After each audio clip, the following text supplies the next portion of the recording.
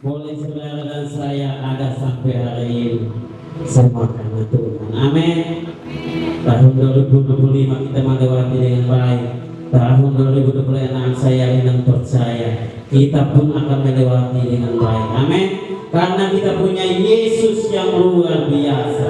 Amin. Untuk itu saudaraku yang dikasih dalam Tuhan, siapkan hatimu, siapkan hidupmu, dan bawa hidupmu sungguh-sungguh di hadapan Tuhan. Sesuatu terjadi atas hidup sepanjang hari ini. Kalau Tuhan menolong kita, saya percaya Tuhan pasti terus menolong kita. Angkat hatimu, angkat hidupmu, dan berdoa kepada Tuhan, mengucap syukur buat anugerah dan kesehatan di keluarga, bahkan terlebihnya nafas kehidupan yang Tuhan masih menganugerahkan bagi setiap kita. Terima kasih Bapa di surga. Sungguh sore hari ini Tuhan, hati kami limpah dengan syukur. Betapa Tuhan baik atas hidup kami. Boleh penyertaan Tuhan atas hidup kami sampai hari ini Tuhan.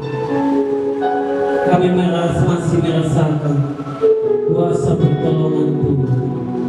Hingga boleh sore hari ini Tuhan, penyertaan Tuhan begitu nyata atas kami. Dari rumah kami Tuhan, hingga Tuhan kami tiba di rumah Tuhan dengan tidak kekurangan suatu apapun. Kami mengucap syukur buat kesehatan keluarga, bahkan terlebihnya Tuhan nafas kehidupan yang Tuhan masih menganugerahkan bagi setiap kami. Oleh sore hari ini Tuhan, kami masih bisa datang di rumah Tuhan, bertemu dengan Tuhan, semua karena anugerah Tuhan. Terima kasih Bapa. Oh, terima kasih Tuhan. Angkat hidupmu, angkat hatimu, persembahkan kepada Tuhan, persembahkan kepada Yesus sebagai persembahan yang hidup, yang berkenan kepada Tuhan. Itu adalah ibadahmu yang sejati. Terima kasih Tuhan, terima kasih Bapa. Haleluya. Oh, terima kasih Bapa.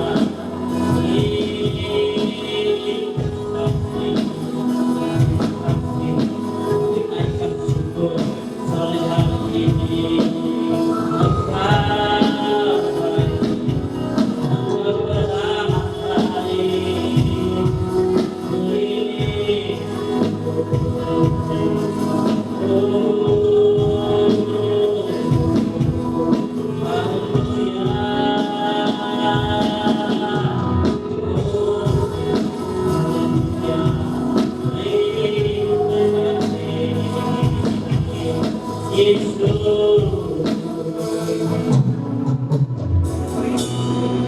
Anggap pujian yang dikatakan dekat padamu.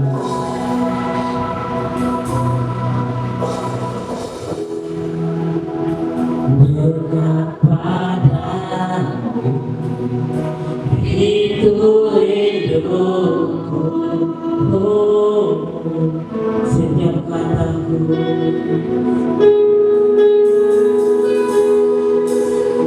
setiap kataku gabunganmu.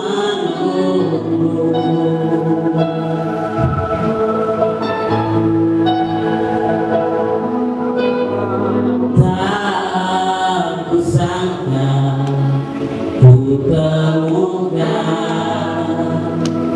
satu kasih yang abadi. Ini ku dapat membawa hidupku menganggap memandang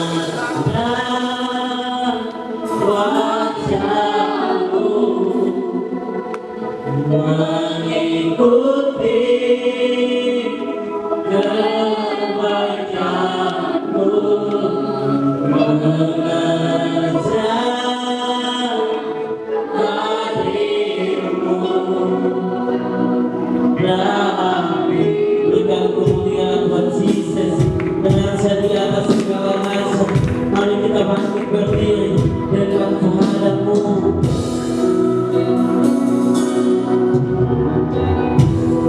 Dekat pada hidup hidupku,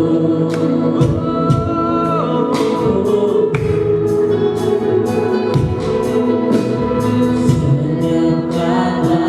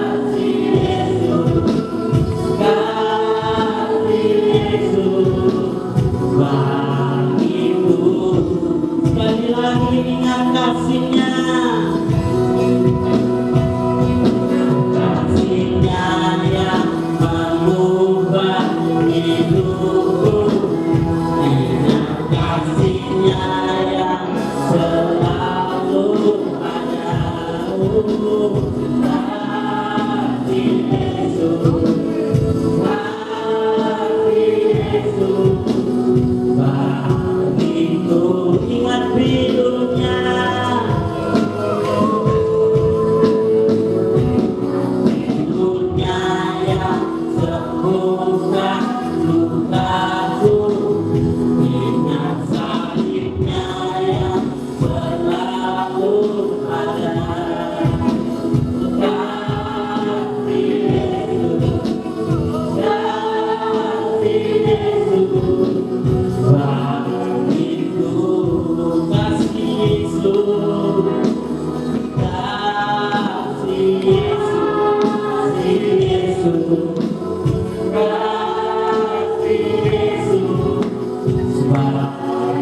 Kasih Yesus bagiku, kasih Yesus, kasih Yesus bagiku. Haleluya, haleluya. Kasih Yesus yang menyembuhkan kami. Terima kasih Tuhan. Kami akan bersorak memuji memuliakan nama Tuhan. Dalam nama Tuhan Yesus, yang siap memuji Tuhan bersama dengan saya katakan amin. Kerajaan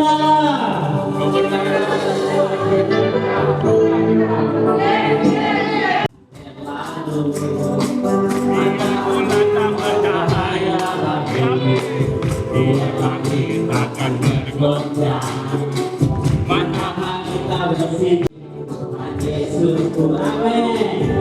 Tak pernah tinggalkan diri, semuanya diberikannya, pasti akan digenapi. Sekali lagi dan aku cinta Yesus, jangan lama-lama. Yesus kita.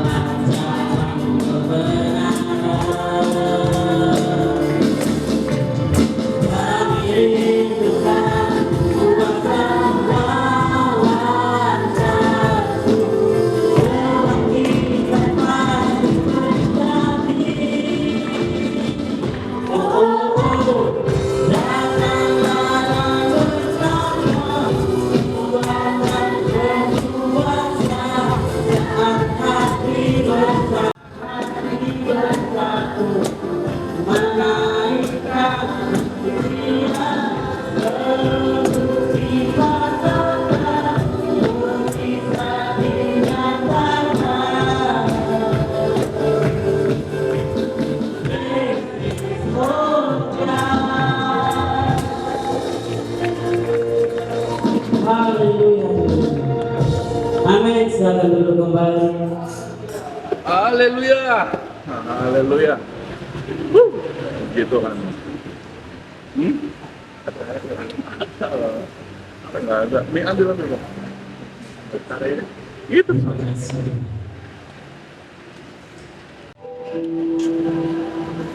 Terima kasih Bapak. Terima kasih Tuhan.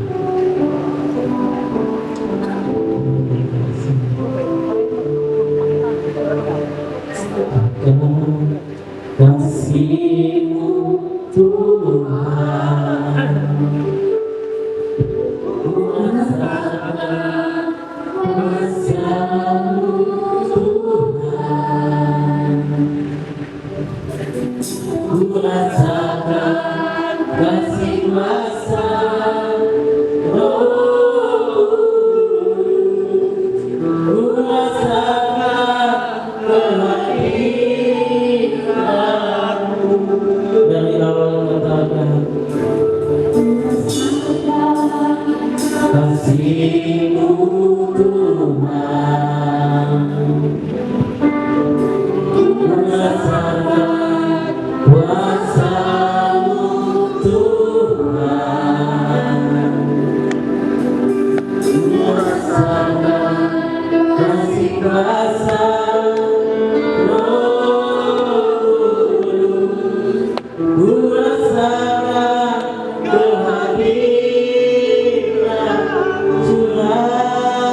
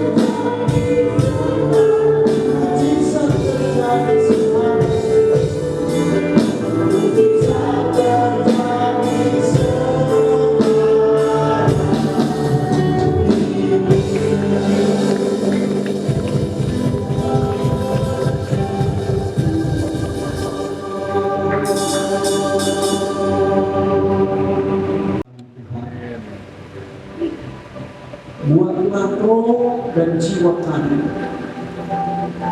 mengungkapkan dalam kesadaran dan mempengaruhi tubuh kami, sehingga seluruh hidup kami sesungguh-sungguh tertanam hanya kepada Tuhan. Kami percaya saat ini ada kuasa-Mu yang hadir di tengah-tengah kami. Amin. Saat ini ada kuasa Roh yang hadir di antara kami. Sebab itu ya Roh Kudus, penolong kami yang setia, Tuhan kami yang baik, jamalah hidup kami, jamalah sekarang, supaya sesuatu terjadi atas kami. Kami berserah ke dalam tangan, bahkan saat yang mendengar firman, biarlah Kau beracara di antara kami, supaya kami mengerti kehendak-Mu, dan olehnya kami hidup di dalamnya. Roh Kudus, kami buka hati kami, persembahkan seluruh hidup kami ke dalam kuasa. Amin. Waktu ini, saat ini, sebelum lagi, dan di nama Tuhan Yesus Kristus, kami sambut firman-Mu. Amin. Silakan duduk Bapak Ibu Saudara. Shalom. Sekali lagi shalom. Puji Tuhan. Walaupun hari ini tidak seperti biasanya, tetapi saya percaya apapun keadaan kita hari ini tidak pernah mengurangi hadirat Tuhan ada di tengah-tengah kita. Amin. Tuhan yang sama, Roh yang sama, kuasa yang sama ada di tengah-tengah kita hari ini. Amin. Beri salam kanan bilang Tuhan ada di sini. Tuhan ada di sini, bro. Saudaraku, setelah hari Minggu kemarin saya bicara tentang pesta kerajaan Allah. Dan saya berharap Bapak Ibu Saudara memahami apa ini pesta kerajaan Allah, di mana diselenggarakannya dan kapan. Hari Minggu kemarin kita sudah mendengarkan, dan harapan saya kita mengalaminya. Kenapa? Karena pesta kerajaan Allah itu adalah pesta kuasa.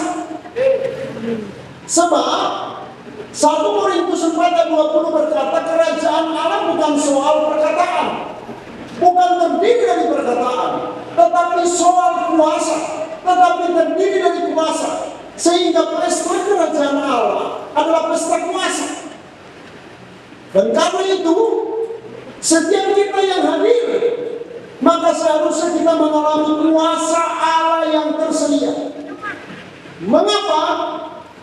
Minggu lalu kita sudah pelajari bahwa mengapa kita harus rela, harus tersedia menyambut pesta kerajaan Allah. Karena pesta kerajaan Allah semuanya sudah tersedia. Dan yang kedua, karena pesta kerajaan Allah masih ada tempat.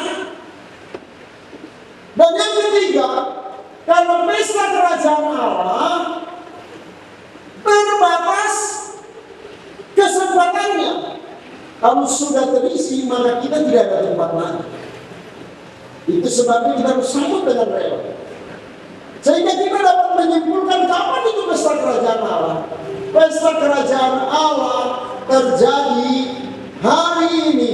Selagi kita masih hidup, selagi Yesus belum datang yang kedua kali, maka pesta kerajaan Allah terjadi di dalam persekutuan setiap orang percaya. Soalnya adalah apakah kita menyadarinya. Yang kedua, apakah kita mempercayainya. Yang ketiga, apakah kita mau ada di dalamnya. Dan hari ini, saudaraku, saya menyadari ya selama 1 minggu ini bahwa apa yang saya sampaikan kemarin tidak semua bisa menangkap. Tidak secara utuh bisa ditangkap. Itu sebabnya hari ini saya mau bicara lagi tentang visi gereja kita, yaitu mewujudkan suasana kerajaan surga. Dan di dalamnya kita bicara lagi tentang karya Roh Kudus. Harapan saya, saudara, sejak bulan September tahun lalu, saya sudah membicarakan tentang pekerjaan Roh Kudus, pribadi Roh Kudus, kebersamaan dengan Roh Kudus, dan hari ini saya mau bicarakan tentang karya Roh Kudus. Sebenarnya sangat penting. Ya. Apa yang kita pelajari, tak mampu kita lakukan terkadang karena keterbatasan kita. Tetapi ketika kuasa dari tempat yang maha tinggi yang diberikan Roh Kudus itu turun atas kita, maka kita memiliki kemampuan untuk melakukan melampaui keterbatasan kita. Nah, itu sebabnya penting, saudara. Kita menyadari ini. Kalau tidak, visi tinggal visi, statement tinggal statement. Artinya kerajaan Allah hanya terdiri dari perkataan tanpa kuasa. Sebab kuasa yang sejati hanya lahir dari Roh Kudus. Mari kita buka firman Tuhan sama-sama dalam Roma pasal 14 ayat 17. Harusnya ini sudah dihafal. Ini hari ini visi-visi juga nggak dipasang ya. Padahal saya, itu sudah dicetak pakai biaya. Supaya jemaat hafal harus dipasang. Ibu Gembala tolong diperhatikan. Minggu depan harus sudah terpasang. Ya, visi gereja kita apa? Mewujudkan suasana kerajaan Allah di. Dan hari ini pembacaannya temanya Roh Kudus mewujudkan kerajaan Allah. Ya, yuk kita baca sama-sama 1, 2 ya.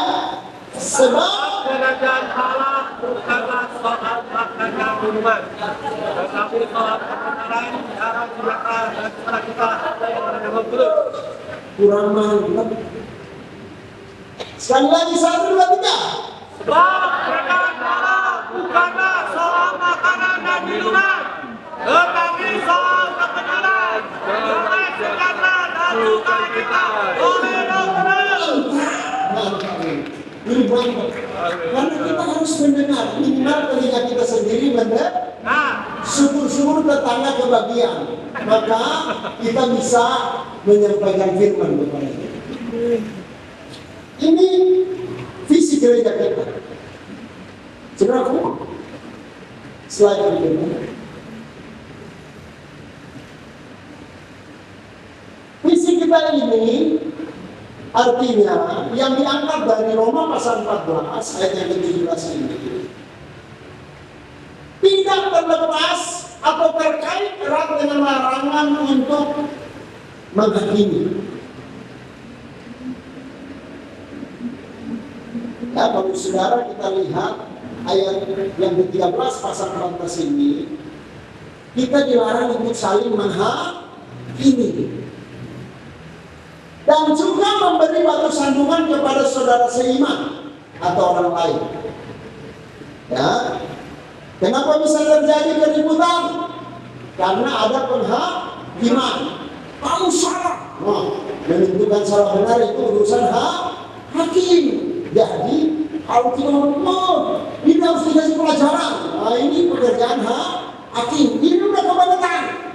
Apalagi di dalam gereja. Itu tidak boleh. Karena itu sebagai gembala sidang hari ini saya mau menyatakan bahwa tidak boleh ada keributan dalam gereja. Sebab jika demikian itu bukan GBI kerajaan Allah. Ini kenapa tinggal ngalah aja sih? Emang kalau kita ngalah kita salah. Bilang kiri kanan ngalah bukan berarti salah. Bukan berarti salah. Fakta membuktikan kebanyakan orang yang ngalah itu pasti benar. Jadi kalau saudara merasa petantang-petenteng merasa benar, jangan-jangan saudara salah. Ini cuma penting, berani dulu, saya nggak suka dari kemarinnya. Enggak, ini ketahuan orang salah. Minimal karena dia tidak bisa salah, udah pasti salah. Jadi jangan Ini ya sekali lagi yang betul-betul ya. Lalu jangan membuat batu sandungan gara-gara kita orang lain tersandung nggak gereja murtad lagi. Jangan ya dek ya. Apa? Jangan. Kadang-kadang suami jadi batu sandungan bagi istri. Istri jadi batu sandungan bagi suami, ceritanya minta ampun. Apalagi orang udah mau melayani, biasanya orang kalau mau melayani itu pasti ada drama. Itu iblis mulai bocor, itu harusnya melayani, nggak boleh lagi selisih. Biasanya Tuhan kalau mau angkat, ada aja yang mancing emosi. Nah sabar dikit, jangan jadi batu sandungan. Ini visi tadi. Ini lama-lama kelamaan di belakang ini. Yang selanjutnya saudara, kalau kita lihat ayat 18 dan ayat 19, apa yang kita baca tadi, nas pasal ayat yang ke-17 tadi, itu sebetulnya mengisyaratkan atau mendidik kita, mengajari kita agar kita berkenan kepada Allah dan dihormati oleh manusia. Itu sebabnya ayat 19 menasehatkan bahwa agar kita berusaha sungguh-sungguh untuk mengejarnya, artinya untuk melakukan, yaitu melakukan apa? Melakukan perwujudan atau mewujudkan kerajaan Allah yang di dalamnya damai sejahtera, yang ketiga apa? Sukacita. Semua ini kita harus lihat ya. Kebenaran, damai sejahtera dan sukacita itu bukan karena kepintaran kita, bukan karena kekuatan kita. Oh, karena saya pintar maka bisa benar jalannya, bisa benar berpikirnya. Bukan karena kuat kita, karena saya kuat maka bisa ada damai. Orang lain takut sama saya hebat. Bukan karena cakep kita, karena saya ganteng maka orang dari jauh udah tersenyum. Gak usah ganteng, ketemu orang senyum biar jelek juga dia senyum. Betul apa betul? betul. Ini bukan karena itu, tetapi karena Roh Kudus. Itu sebabnya ayat itu berkata, kerajaan surga bukan soal makanan, karena hal kerajaan Allah bukan soal makanan dan minuman, tapi soal kebenaran, soal damai sejahtera, soal sukacita oleh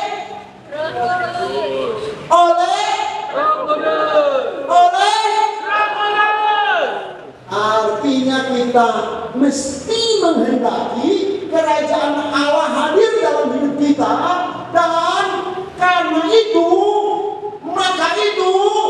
kita pasti butuh Roh Kudus. Sebab oleh Roh Kudus, ayat itu sudah jelas-jelas oleh Roh Kudus. Next, sehingga kita memahami bahwa Roh Kudus begitu penting. Kalau begitu, kalau kita nggak benar, kalau begitu, kalau nggak ada damai sejahtera, kalau begitu, kalau nggak ada sukacita, belum ada Roh Kudus dong dalam hidup kita. Ini juga. Karena ada satu fase, ada satu tahapan, ada satu proses dalam karya Roh Kudus yang hadir di setiap hidup orang percaya. Saya berusaha mengemas, saya berusaha mempelajari sungguh-sungguh, saya berusaha menyederhanakan sedemikian rupa supaya jemaat di kerajaan Allah memahami hal ini. Saya mempelajari turut kisah Alkitab, menyusun sistematikanya, dan saya menemukan fase ini. Itu sebab anak-anak saya yang masih kuliah, ini bisa dijadikan studi, analisis terhadap karya Roh Kudus dalam hidup orang percaya. Berdasarkan konteks ayat mana? Yohanes 20 atau 22, itu sudah bisa jadi skripsi sendiri. Karena saya belum menemukan dan belum membaca satu buku yang mengulas tahapan karya Roh Kudus dalam diri orang percaya. Dan saya mencoba merumuskan ini untuk Bapak Ibu memperhatikan dengan baik. Perhatikan dengan sungguh-sungguh dan amat. Bagaimana proses atau fase tahapan karya Roh Kudus dalam diri seseorang? Ya. Kalau kita pelajari Alkitab lebih lanjut, ada 3 tahapan. Dari hasil pengamatan saya ada 3 tahapan, ada 3 fase. Yang pertama, fase pertama itu Roh Kudus melahirkan kita kembali. Ini saya beri istilah Roh Kudus melahirkan kita. Ayatnya ada nanti kita bahas. Yang kedua, Roh Kudus menyadarkan orang percaya, menyadarkan manusia. Ini saya sebut dengan istilah tumbuh kembang, mengalami pertumbuhan dan perkembangan. Dan yang ketiga, Roh Kudus menjadikan kita saksi. Ini saya sebut dengan kedewasaan rohani. Kemampuan seseorang yang diharapkan sesuai tujuan panggilan Allah. Saudaraku, mari kita perhatikan satu persatu tahapan ini. Ya. Perhatikan dan bercermin, itu tujuan saya. Dengan kita menyadari ada di mana posisi kita, maka kita akan memiliki kehausan akan Roh Kudus, sehingga Roh Kudus itu kita rindukan untuk memenuhi kita, dan kita mencarinya sedemikian rupa, kita mengejarnya, karena itu adalah milik kita berdasarkan firman Tuhan. Sebab bagi kamu janji itu, bagi anak-anakmu, dan bagi semua orang masih jauh yang akan terpanggil sesuai dengan kehendak Allah. Kisah Rasul 2 ayat 29. Dan jika kamu yang datang memberi pemberian yang baik, apalagi Bapamu yang di surga, tidakkah Ia akan memberikan Roh Kudus kepada barang siapa yang meminta kepadanya? Lukas 11 ayat 13. Jadi ayat-ayat ini begitu kuat janji dan pasti bagi kita. Harusnya kita mengalami. Kenapa kita tidak mau? Karena kita tidak tahu bagaimana sebetulnya tahapan karya Roh Kudus atas orang percaya. Mulai dari pertama ya. Kita lihat pada tahap pertama ini, saudara, Roh Kudus bersifat mengerami dan menaungi, sehingga terjadi sebuah penciptaan dari yang tidak ada menjadi ada. Ungkapan ini terjadi mulai dari masa penciptaan, Kejadian pasal 1. Bisa dikatakan pada mulanya Allah menciptakan langit dan bumi. Bumi belum berbentuk dan kosong, dalam kulitnya menutupi samudera raya, dan roh Allah melayang-layang. Melayang-layang itu persamaannya mengerami. Ada wujud, belum ada kehidupan, dierami. Seperti induk ayam mengerami telur. Ada telur, masih semua benda mati, belum ada nyawa, dierami sama induknya. Baru ada potensi hidup, dierami sama induknya. Demikian Tuhan mengerami alam semesta. Maka mulai terjadi penciptaan. Dinaungi. Saudara ingat apa kata malaikat Gabriel kepada Maria? Kuasa dari tempat yang maha tinggi, Roh Kudus akan menaungi engkau. Ketika Maria bertanya, bagaimana mungkin hal itu akan terjadi? Roh Kudus akan menaungi engkau. Maria yang hanya punya benih ovum, punya potensi hidup melahirkan manusia yang jenisnya perempuan, dinaungi oleh Roh Kudus, sehingga di dalam kandungannya lahir satu embrio yang dari tidak ada unsur laki-laki, yaitu unsur Ye, kemudian tercipta akibat naungan itu unsur Ye, sehingga Maria tanpa benih laki-laki mampu menghasilkan keturunan laki. Demikian juga Roh Kudus atas setiap orang. Dia menaungi kita sampai kita mengerti bahwa Yesus itu Tuhan dan Juru Selamat. Sampai kita dapat berkata bahwa Dia Tuhan dan Juru Selamat. Dengan berbagai caranya menyerami, dengan berbagai caranya menaungi. Ini yang dimaksud oleh 1 Korintus 12 ayat 3. Tidak seorang pun dapat berkata Yesus adalah Tuhan kalau bukan dari Roh Kudus. Saudara, Roh Kudus bekerja sedemikian rupa sampai kita yang tadinya nggak ngerti dituntun Dia. Saudara, itu ada yang dituntun sedemikian rupa dari kampung halaman yang entah di pulau mana, di kampung mana, sampai ke Jakarta, lalu masuk sampai ke Tanjung Priok, ada di demi kerajaan Allah. Itu tuntunan Roh Kudus. Berjumpa dengan seorang hamba Tuhan, mendengar berita tentang Yesus, engkau mengerti ini karya Roh Kudus mengerangimu, menuntun hidupmu sampai engkau mengerti ini karya Roh Kudus. Dan tidak hanya di situ, Roh Kudus selanjutnya menuntun untuk kita bisa menerima Dia.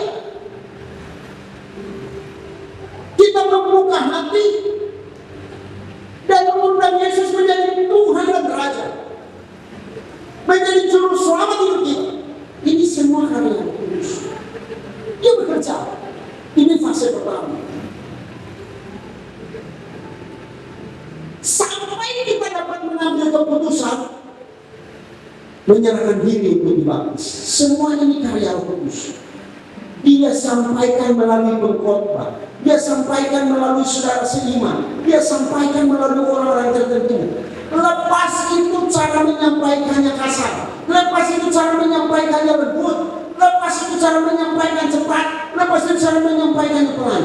Roh Kudus berperan sampai kita mengambil keputusan itu. Ini sebenarnya kita sebut dengan lahir baru. Yesus berkata kepada Nikodemus, siapa yang tidak lahir dari air dan roh, dia tidak berhak masuk dalam kerajaan Allah. Yohanes 3:16. Yohanes 3 ayat yang ke-4 dan 5. Tapi selanjutnya, ketika kita menyerahkan diri baptis, maka Dia melegitimasi kita menjadi anak Allah. Yohanes pasal 1:12, barang siapa menerimanya diberi kuasa menjadi anak-anak Allah. Dan saat itulah kita menerima kepastian dalam Yohanes 3:16, barang siapa percaya kepadanya tidak binasa. Nah, ketidakbinasaan ini yang dianut oleh paham Calvinis, sekali selamat tetap selamat. Walaupun di gereja Pentakosta Karismatik atau mengenal paham Armenia bahwa nggak bisa, suatu saat bisa hilang, suatu saat bisa tetap. Itu nggak soal. Kenapa? Karena keselamatan, Yohanes 3:16 berkata, barang siapa percaya kepadanya tidak binasa. Artinya kepercayaan yang teruji dalam kemahatauan Tuhan. Tuhan tahu kok apakah dia ini sepanjang jalannya akan menyangkal Yesus atau tidak. Tuhan tahu dia ini akan menipu suatu saat akan bertobat atau tidak. Sehingga di sini ciri orang dalam fase ini,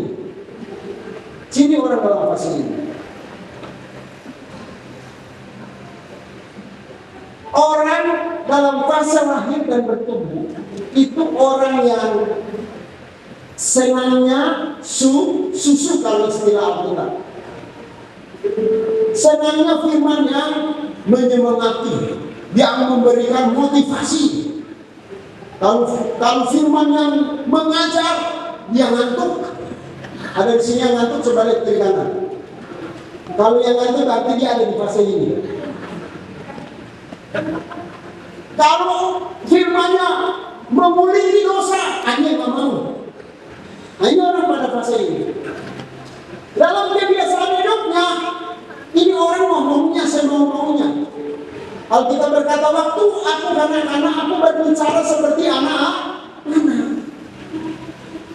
Sehingga walaupun dia sudah mengaku percaya Yesus, ngomongnya masih ragunan, masih terus ke bawah-bawah. Nah, ini pada fase ini orang ini.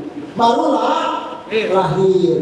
Saudara, nanti kalau anak kecil ngomong, anak kecil ngomongnya apa? Kalau dia nggak suka, betul, betul nggak? Betul nggak?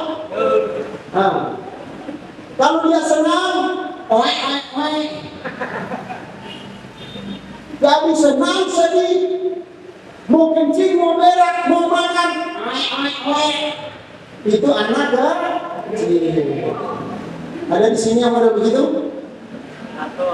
Masalah keluarga, maunya Tuhan buat mujizat, maunya Tuhan tolong. Masalah pekerjaan, maunya buat mujizat, maunya Tuhan tolong. Semuanya serba enak. Enggak boleh. Kalau pelayan sedikit bikin tersinggung, enggak terima dia. Nah, ini model ada di fase ini. Jangan hakimi dia nggak punya Roh Kudus. Nggak ada Roh Kudus. Sekarang saya tanya, Petrus ikut Tuhan Yesus, sama-sama Tuhan Yesus 3,5 tahun, ada Roh Kudus nggak? Hah? Ada. Ada? Ada? Ada. Yesus berkata, menurutmu siapa lagi? Petrus bilang apa? Kalau Mesias anak Allah. Artinya kalau Tuhan dan Juru Selamat. Tapi waktu Yesus mau ditangkap, apa yang dilakukan? Dia cabut golok, lalu dia apain? Hah? Cukup tembak? Dia apain? Ditempas, kena kupingnya. Saya juga bingung, kok pintar lagi cuma kupingnya, kena jidat. Lihat ini. Jadi orang yang galaknya masih ada, ngambeknya masih ada di level ini Roh Kudus. Coba tanya kiri kanan, masih kayak gitu enggak? Roh Kudus masih pada status menolong kita terlahir dan bertumbuh. Bilang kiri kanan, maju ya, berubah ya. Masuk fase kedua. Lihat apa yang dilakukan Roh Kudus pada fase kedua. Roh Kudus menyadarkan manusia. Lihat ya pada fase kedua ini. Pada fase kedua Roh Kudus memelihara, menolong seseorang untuk mengalami pertumbuhan dan perkembangan secara rohani dan jasmani. Kenapa? Kalau rohanimu sehat, jasmanimu perlahan namun pasti akan sehat. Tetapi sebaliknya, jasmani sehat belum tentu rohani sehat. Badan boleh gemuk, tapi rohani acak adur, itu mulai pikirannya stres. Tanda-tanda muncul mulai sakit jantung. Kenapa? Karena jantung dipacu, takut. Nanti besok bagaimana nih? Ketakutan dia.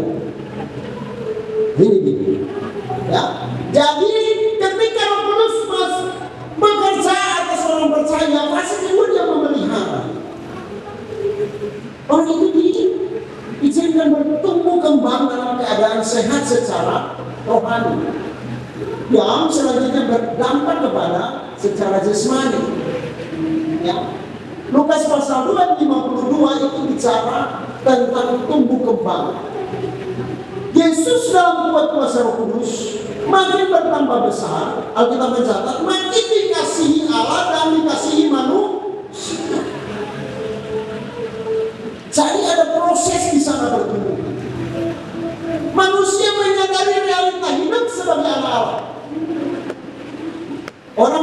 tahu, lu kan anak Allah. Ya nggak boleh lagi dong lu bohong-bohong dong. Nah, mulai tahu, mulai sadar dosa dan gak kalau waktu lahir dia nggak tahu. Dosa nggak dosa hantam aja, yang penting masih enak katanya. Ya sama persis kayak bayi baru lahir.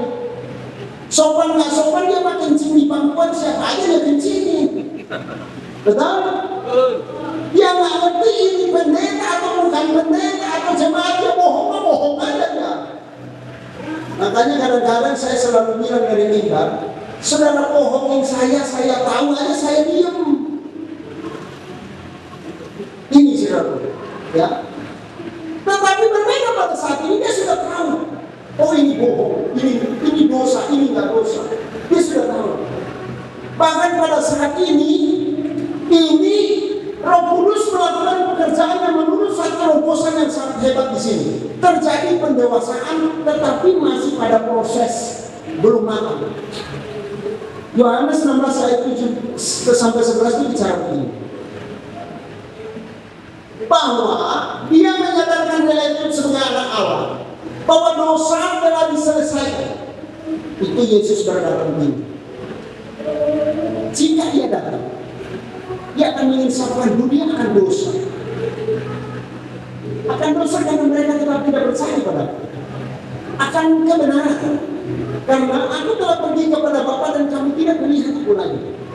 Dan akan penghakiman, karena penguasa dunia telah dihukum. Dia sadar bahwa Yesus sudah menembus dosa, sehingga harusnya dia tidak berbuat dosa lagi. Dia sadar bahwa Yesus sudah naik ke surga, tapi kadang-kadang dia masih nyari. Tuhan ada nggak ya? Kalau apalagi kalau udah ketemu permasalahan yang begitu, Tuhan dengan doa nggak ya? Maka lagunya yang paling enak adalah Tuhan masih tak kau mendengar doaku, sambil air mata mengalir. Nah ini pada fase ini dia tahu bahwa Yesus sudah naik ke surga dan menyediakan tempat.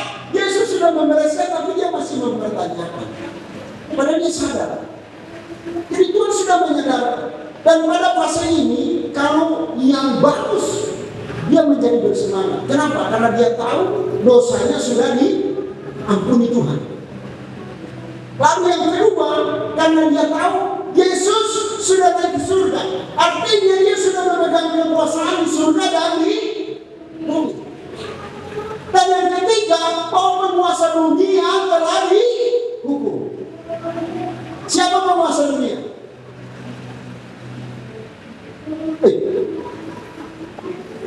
Siapa penguasa dunia? Hah?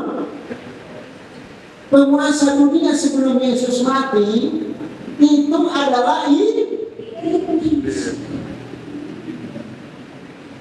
Seluruh dunia ada di bawah kuasa si jahat. Itu Alkitab yang berkata demikian.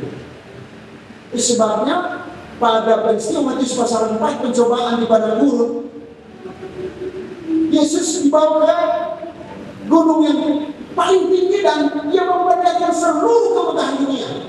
Dan dia berkata kepada Yesus, kalau kamu sujud menyembah aku, semuanya akan diberikan kepada kamu. Kalau nggak punya kekuasaan, dia mana mau kasih apa?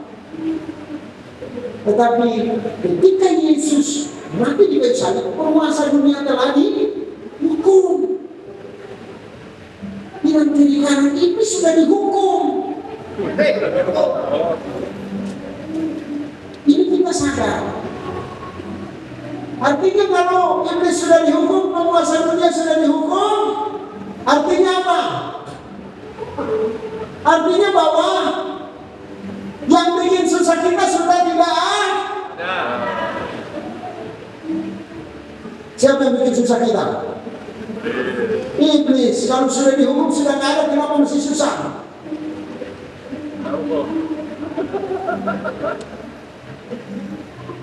Rindukan yang supaya masuk fase ini Roh Kudus memberikan pencerahan. Dia beri kamu kekuatan. Ini kalau fase 2 aja kita belum masuk, gimana mau masuk fase 3? Sampai di sini itu kuasa Tuhan sudah diberi. Di sini tanda-tanda orang percaya sudah terjadi. Mereka akan mengusir setan dalam di sini sudah terjadi. Kenapa? Lihatnya realita dalam murid Tuhan Yesus. Matius pasal 9. Yesus memanggil ke-12 muridnya dan memberi mereka kuasa untuk menginjak ular dan kalajengking. Ya, pasal 10 70 orang. Lukas pasal 10 70 orang. Dia beri kuasa. Lalu murid-murid itu pergi berdua-duaan. Ketika balik masih pasal 10. Mereka ceritakan dengan bangga. Yesus berkata, jangan kamu bangga karena iblis-iblis itu tunduk sama kamu. Tapi banggalah karena namamu tercatat dalam buku kehidupan. Ini fase ini sudah bisa buat mujizat. Tapi perhatikan ya, di fase ini orang masih bisa jatuh. Kenapa? Petrus ada di situ loh, Yudas ada di situ loh. Tapi kemudian Yudas masih menjual Yesus. Mereka bukan nggak ada Roh Kudus. Kalau nggak ada, bagaimana kuasa itu? Petrus masih bisa menyangkal Yesus. Jadi ingat loh, jangan berpuas diri, oh saya udah punya Roh Kudus, ada punya Roh Kudus. Pada fase ini kita masih bisa kalah loh. Apakah Petrus nggak ada Roh Kudus pada fase itu? Dia bisa mengusir setan dengan apa? Kalau baca Lukas pasal 11, Yesus dengan Beelzebul itu ada di tengah-tengah kamu. Artinya mereka, murid-murid itu sudah mengusir setan dengan kuasa Roh. Sudah lulus, sudah ngaku Yesus sebagai Mesias. Tapi Petrus masih bisa menyangkal, Yudas masih bisa menjual.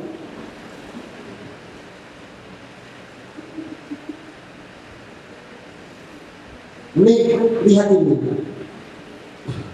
Tapi kemudian setelah Yesus mati, dia bangkit dan dia berpesan kepada murid-murid dalam peristiwa makan terakhir sebelum dia naik ke surga. Ini diceritakan oleh Kisah Para Rasul pasal 1 dan 4. Yesus berpesan begini, jangan tinggalkan Yerusalem, tunggu janji Bapa ini, sebab kamu akan dipenuhi dengan kuasa dari tempat yang maha tinggi. Lihat kan?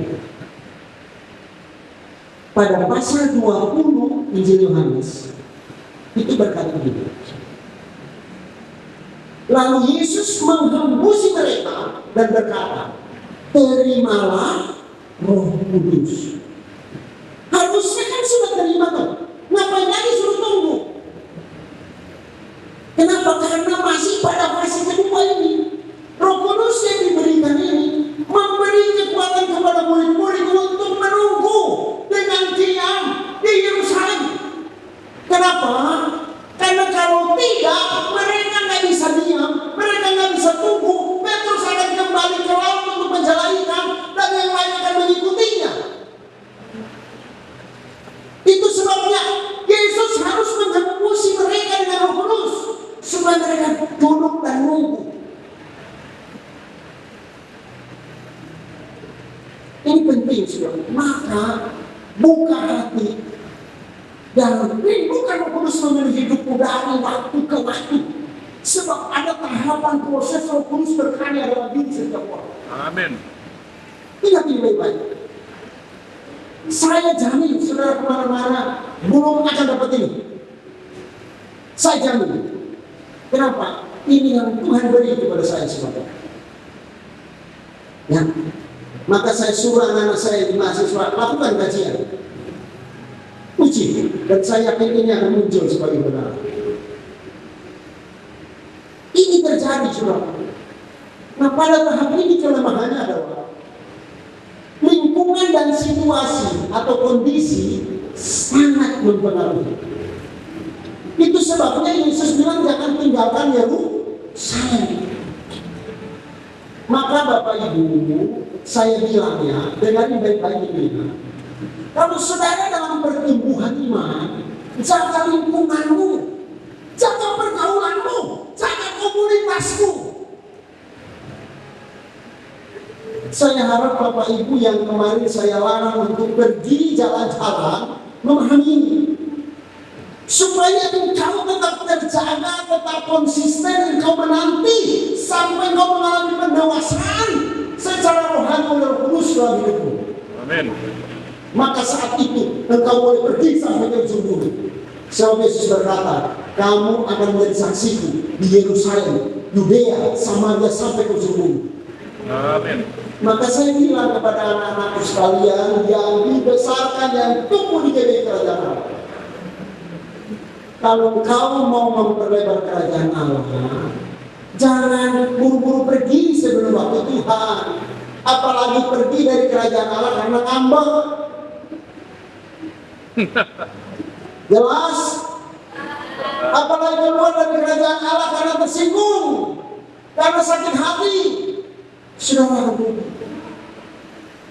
tapi pergi dari kerajaan Allah saat engkau sudah dewasa secara rohani, sudah engkau mengalami kepenuhan Roh Kudus, sudah engkau siap untuk diutus, maka kemanapun engkau pergi, engkau pasti menjaga berkat. Amin. Tapi kalau engkau masih pada fase ini, masih duga-duga, saudara. Mujizat kadang bisa terjadi dalam hidupmu, tapi kadang nggak terjadi. Hidupmu kadang baik, tapi kadang bisa diizinkan pergumulan, persoalan terjadi. Ini pada fase ini, saudara. Tapi ketika kau sudah pada kedewasaan, maka sekalipun pergumulan terjadi, kemuliaan Tuhan atas hidupmu akan terus bersinar untuk selama-lamanya.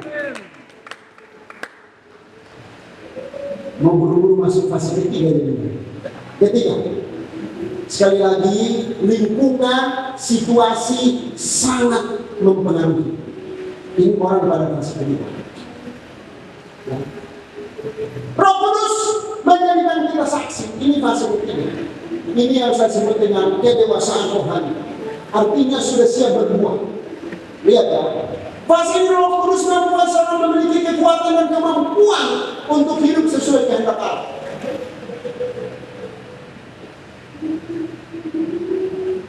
Ketika terjadi peristiwa Pentakosta, maka ketakutan, kepengecualian Petrus hilang lenyap. Mereka penuh dengan keberanian memberitakan Injil, bahkan sekalipun nyawa mereka menjadi taruhan. Mereka tidak lagi timbul tenggelam seperti Petrus ketika diajak jalan di atas air, imannya turun ketika merasakan tiupan hembusan angin. Pada fase ini Petrus terus naik iman.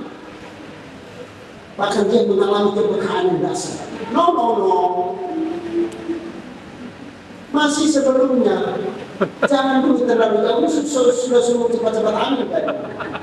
Saudara mau ingin buru-buru selesai atau mau dilanjutin? Lanjut. Hari ini saya mengajak, dan saya harap saudara belajar dan tahu serta bercermin. Ini penting. Bahkan kalau saya mau bilang lebih penting dari masa depan. Tanpa Yesus apapun yang kau siapkan hari ini, harta pendidikan dan guna. Tanpa Roh Kudus memenuhi. Saya kasih tahu anak-anak yang mulia, lindungan Roh Kudus memenuhi hidupmu, karena Dia akan menolongmu yang sejati. Sebab bukan dengan kepintaran, bukan dengan kekuatan, bukan dengan perawakan, tetapi dengan Roh Tuhan. Itu firman Tuhan. Ya? Seseorang memiliki ketaatan penuh pada pimpinan Roh Kudus. Ini kemampuan yang diberikan oleh Roh Kudus. Ini menggenapi Roma pasal 8 ayat 14. Barang siapa dipimpin Roh Allah, dialah anak Allah. Ada kepekaan mendengar suara Allah, dan ada ketaatan. Waktu Roh Kudus bilang pagi-pagi bangun berdoa, dia pasti bangun doa. Waktu tengah malam doa, dia pasti doa. ada ketaatan, ada kekuatan. Waktu Roh Kudus bilang, jangan berbuat dosa, dia berkata siap. Sekalipun dia harus kehilangan uang, sekalipun dia harus kehilangan sahabat, sekalipun dia harus kehilangan popularitas, dia akan tetap berkata, hidupku adalah kebenaran. Amin. Dia akan berjalan dalam kebenaran.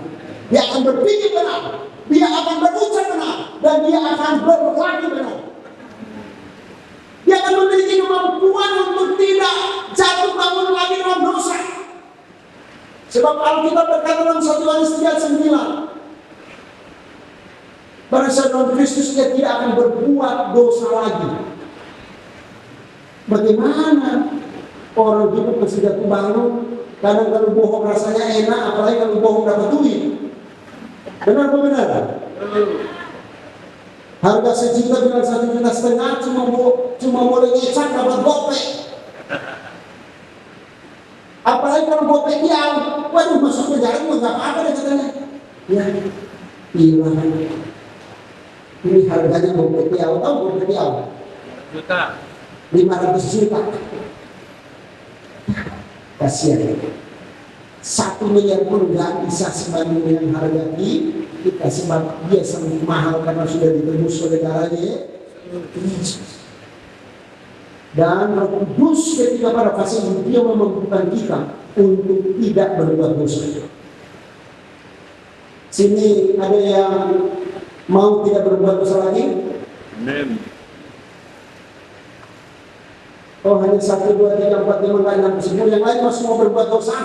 Biar saya doain turun murka Allah. Hanya mungkin dilakukan ketika Roh Kudus memenuhi hidup. Di luar itu tidak bisa. Tidak bisa. Kenapa? Alkitab berkata roh memang menurut daging lah. Paulus berkata yang kukehendaki yang baik yang kulakukan yang salah.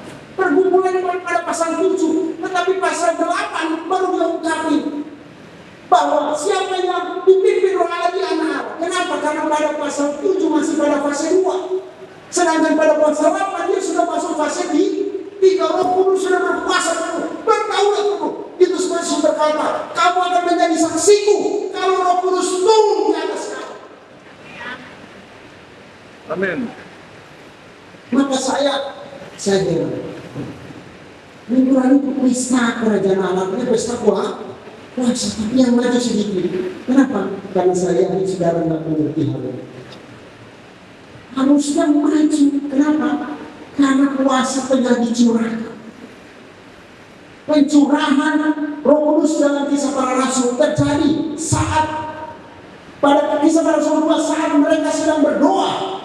Pasal 4 saat mereka sedang berdoa. Pasal 9 saat ditumpangi tangan oleh hamba Tuhan.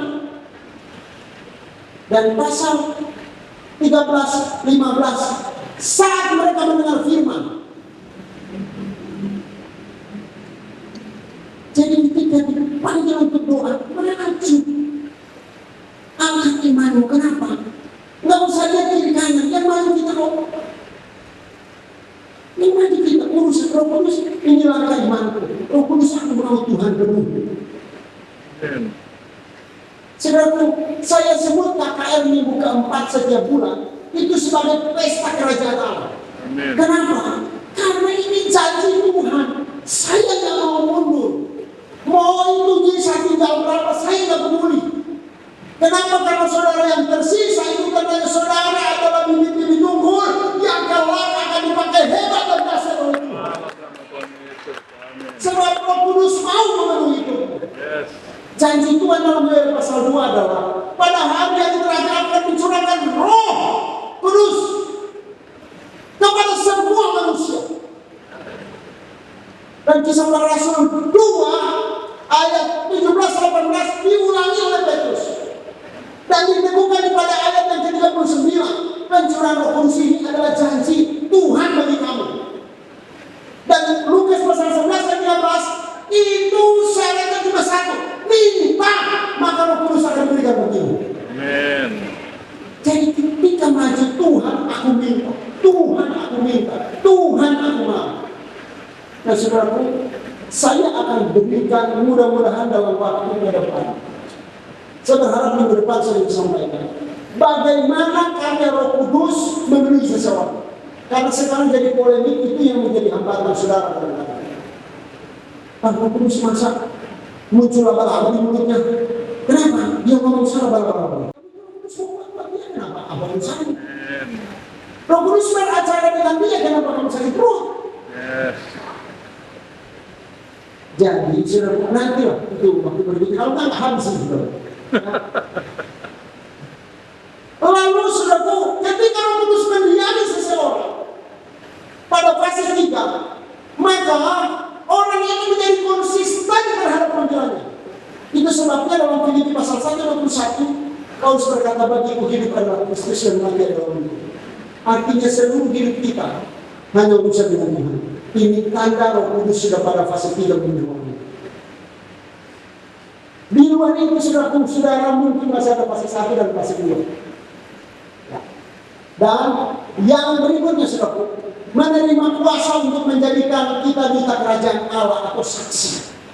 Karena Tuhan mau, kalau kita masih hidup sampai hari ini, kalau kita masih ada sampai hari ini, Tuhan punya rencana yang indah bagi kita. Dan Tuhan mau kita menjadi duta kerajaan Allah. Dimanapun kita ada, kerajaan Allah akan hadir di sana. Ini fase 3.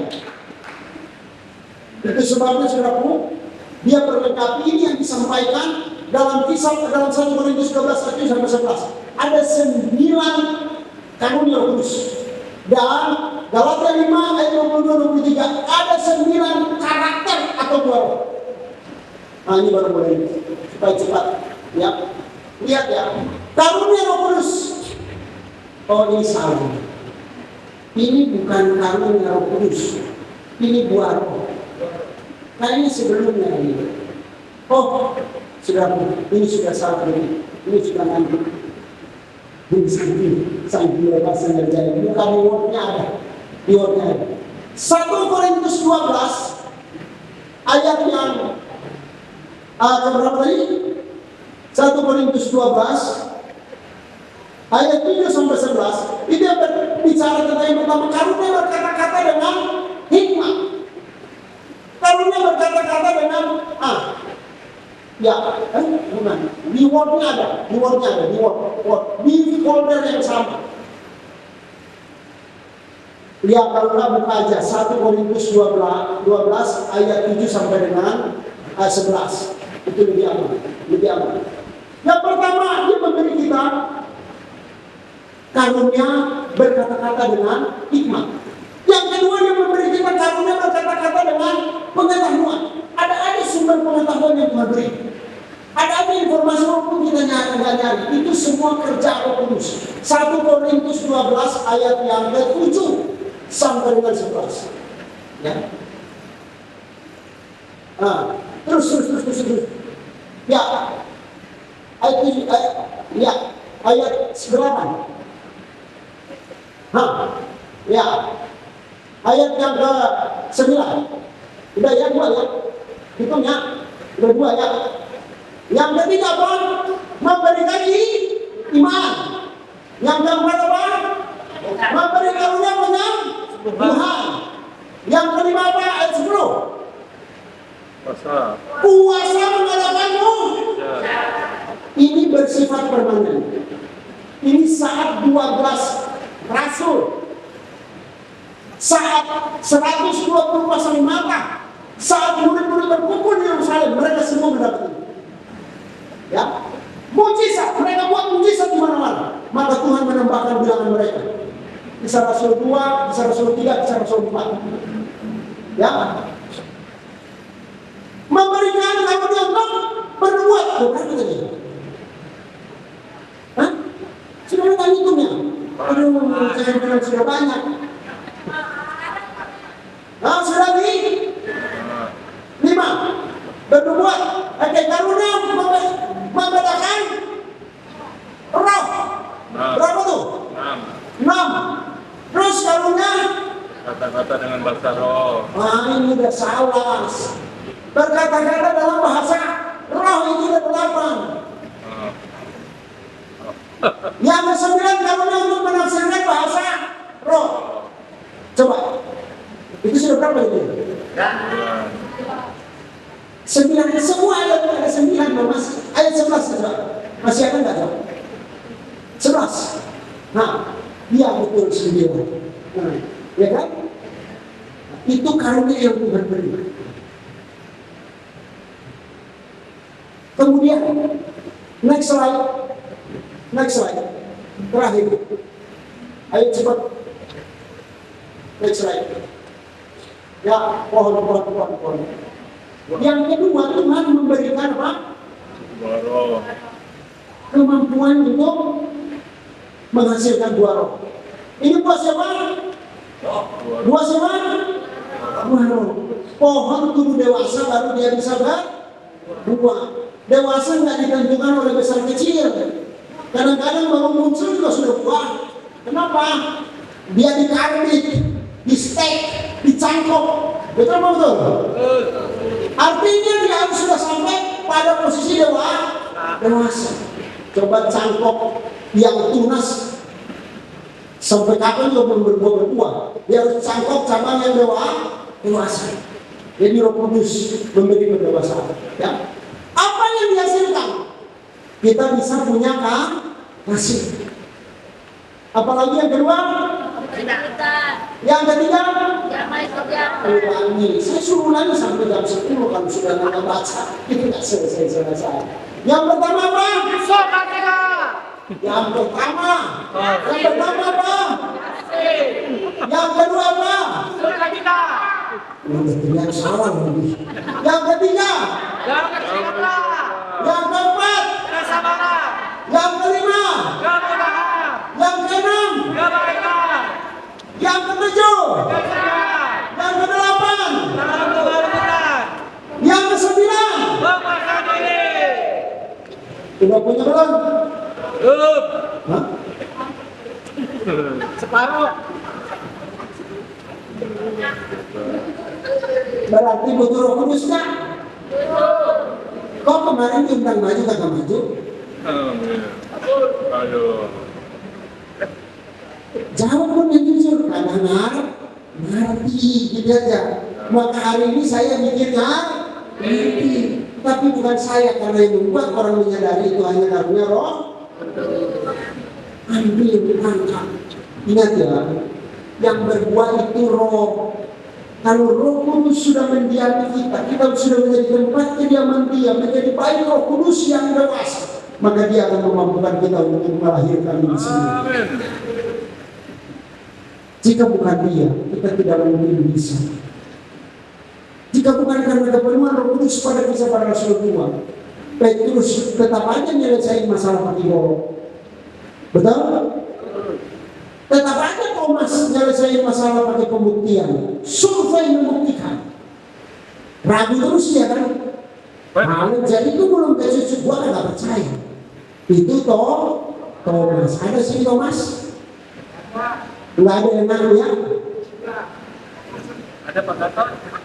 Pokoknya gua nanti kasih persembahan hidup gua kepada Tuhan kalau gua udah diberkati. Ini Imam Thomas. Ada di sini begitu?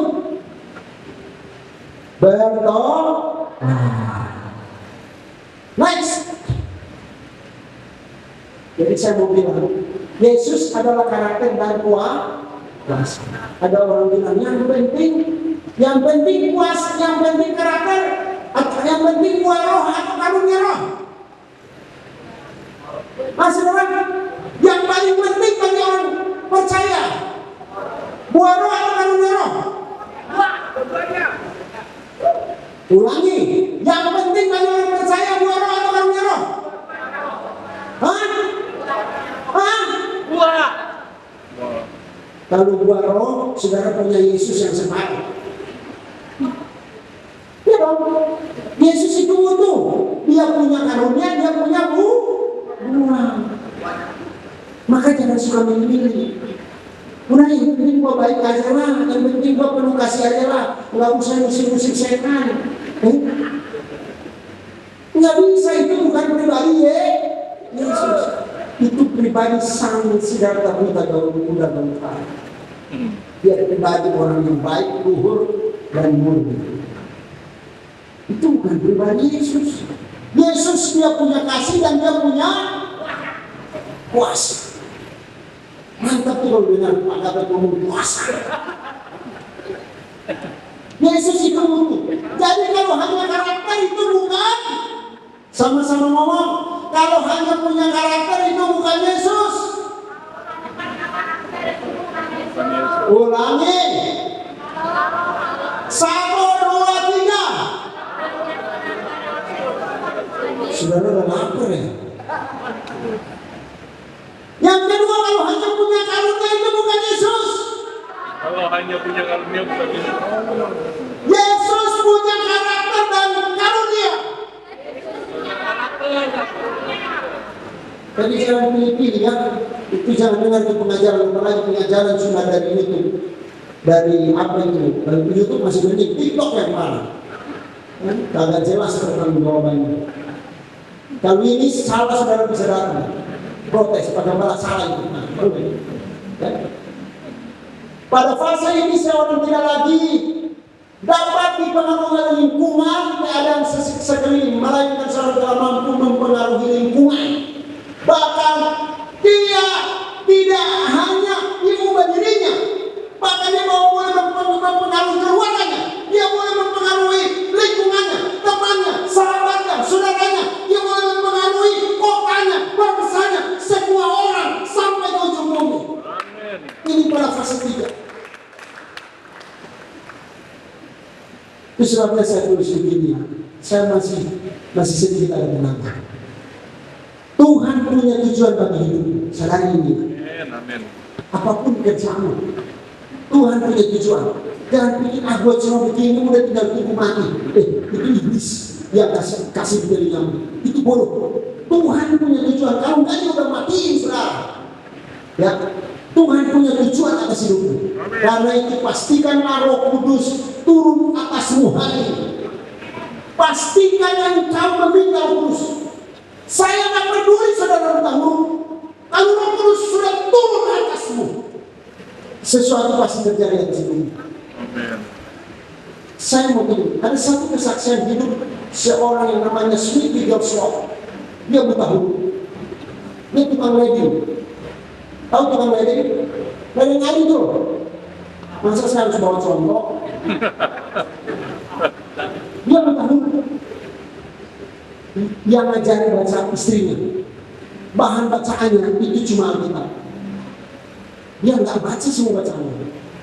Tapi dalam pelayanannya, orang yang paling banyak membangkitkan orang mati, Smith Wigglesworth. Orang bertahun. Makanya saya bilang, nggak ada urusan dengan Roh Kudus dalam gereja. Saudara tahu, gereja terbesar di Solo itu keluarga Allah. Kemarin saya ingatkan, saya ada beberapa yang lulus SMP, kagak lulus. SD kelas 2. Kagak lulus. Tapi S1, S2, S3 sampai S3 belajar ke tempat dia. Dia harus menjadi. Itu seseorang kalau sudah dipenuhi Roh Kudus. Maka saya bilang, minta hari ini, kapanpun Roh Kudus penuhi aku. Penuhi aku, bilang kiri kanan kamu berharga bagi Tuhan. Tuhan memakai kamu. Minta Kudus memenuhi hidupmu.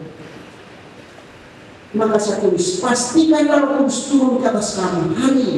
Maka engkau pasti akan mengalami perubahan dalam hidupmu, bahkan akan membawa perubahan bagi keluarga, lingkungan serta bangsamu. Amin, amin, amin. Saya udah susah payah ngomong nggak ada aminnya. Amin harus minta-minta. Kerajaan Allah.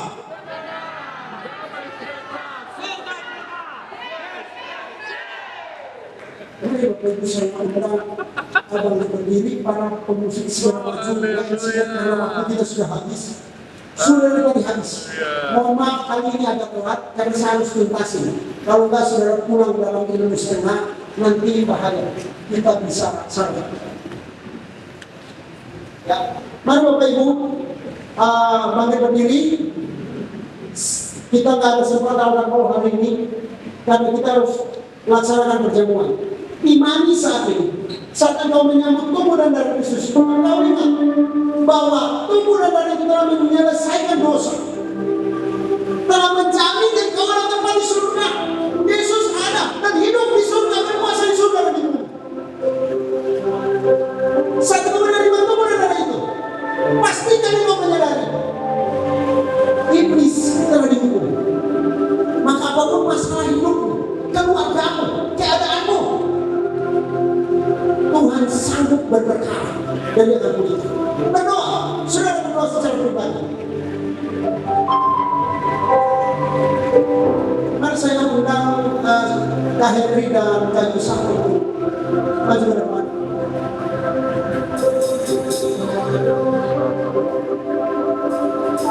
Segera cepat maju. Jemaat terus berdoa.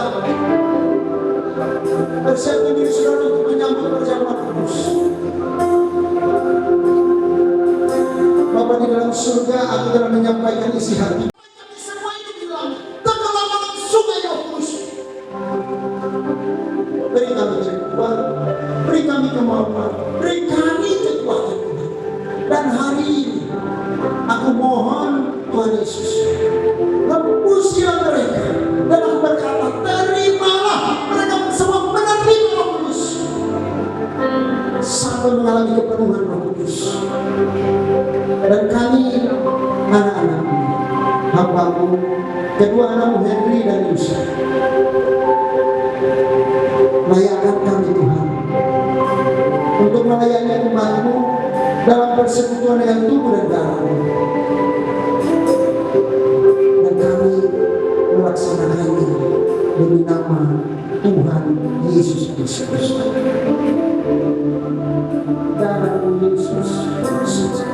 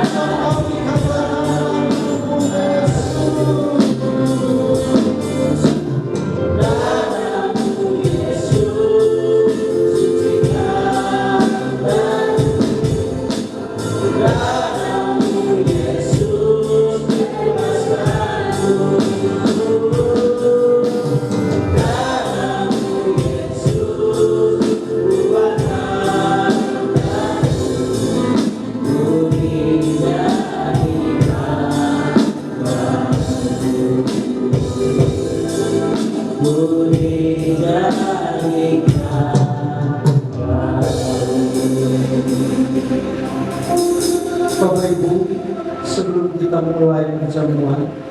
Adakah di antara Bapak Ibu yang belum mendapatkan roti dan anggur? Sudah, mari kita angkat roti di tangan kanan kita menikmati. Bapa di surga, kami mengucap syukur atas anugerah-Mu pada malam ini bagi kami. Kembali Engkau melayakkan kami untuk boleh mengalami persekutuan dengan tubuh dan darah-Mu, sehingga kami boleh mengenang, kami boleh mengingat, kami boleh mengalami makna pengorbanan-Mu di atas kayu salib, yaitu untuk membebaskan kami dari segala dosa, yaitu untuk memastikan kami punya tempat yang Engkau sediakan di surga. Engkau berkuasa di surga dan di bumi, yaitu untuk memastikan kami bahwa iblis, penguasa dunia, setan dan segala roh telah dihukum. Engkau memberi kami kemerdekaan. Oleh sebab itu, tangan kami Tuhan, kami mengangkat roti yang adalah tubuh itu yang terpecah bagi kami, dan di atas kebenaran firman-Mu kami mengambil langkah ini, melakukannya di hadapan-Mu sebagaimana tertulis dalam firman-Mu. Sebab apa yang telah kuteruskan kepadamu telah aku terima dari Tuhan, yaitu bahwa Tuhan Yesus pada malam waktu diserahkan mengambil roti, dan sesudah itu mengucap syukur atasnya, Ia memecah-mecahkannya dan berkata, inilah tubuhku yang diserahkan bagi kamu, perbuatlah ini menjadi peringatan akan aku. Bukankah roti itu sudah di tangan kita? Mari kita makan bersama-sama dalam nama Tuhan Yesus Kristus.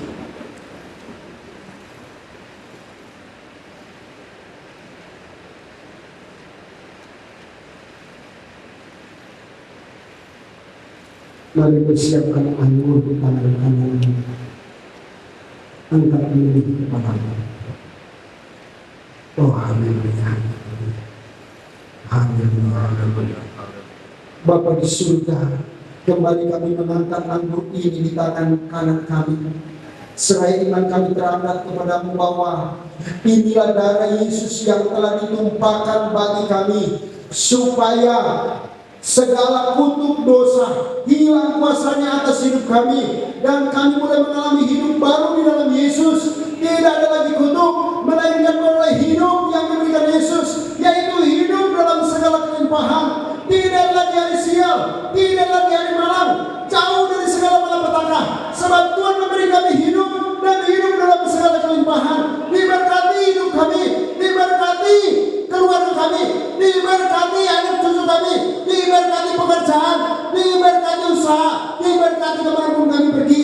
Keberuntungan keberhasilan menyertai kami, sebab kami telah menerima darah Kristus, mengalami persekutuan dengan darah Kristus, dan kami lakukan ini sesuai dengan firman Tuhan.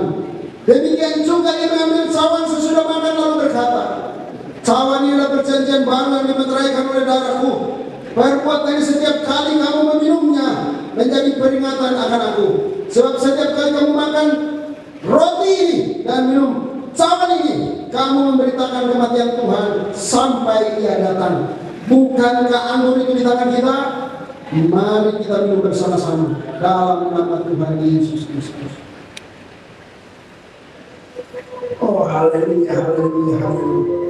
Naikkan syukurmu kepada Tuhan. Oh, haleluya, setiap pribadi bersyukur kepada Tuhan. Oh, terima kasih Tuhan, terima kasih Tuhan. Kuasa tubuh dan darah Yesus mengalir dengan segala sakit penyakit kami, dengan segala kesusahan hati kami, kesedihan hati kami, luka hati kami, kekecewaan kami, semuanya hilang dari kami. Dalam nama Tuhan Yesus Kristus kami perintahkan bagi kami, dalam nama Tuhan Yesus Kristus. Sehingga kami hidup hanya bagi Yesus, dan kami bersama hidup kudus bagi Yesus. Kudus, kudus Tuhan, kudus nama-Mu.